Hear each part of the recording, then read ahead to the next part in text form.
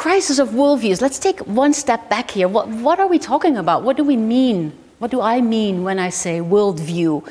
So in my research, I have come to the definition that worldviews are the inescapable, overarching systems of meaning and meaning making that to a substantial extent inform how humans interpret, enact, and co-create reality.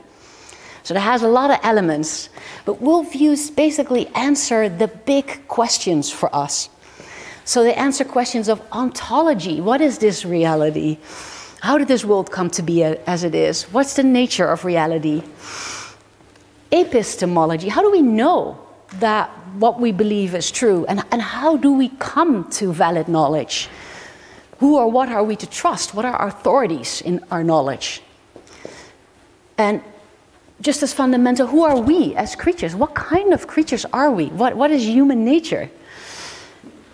And then axiology, and how should we live? What is a good life, both ethically, what is a moral life, what does it mean to be a good human being, and aesthetically, what does it mean to live a worthwhile life, a beautiful life, a life of quality?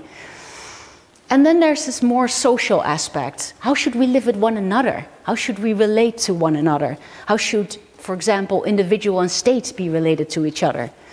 So that's a social imaginary or the societal vision. So you could say that worldviews have answer big questions in each of these different dimensions or aspects. Worldviews cover these different aspects.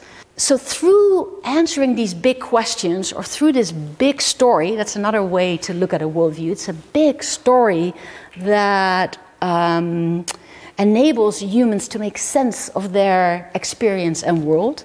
So through this big story, worldviews answer these big questions for us, and they give us this sense that life is meaningful, that life is manageable, and that life is stable. And in that way, they fulfill very deep human, universal needs for a sense of meaning and significance. We cannot live without it.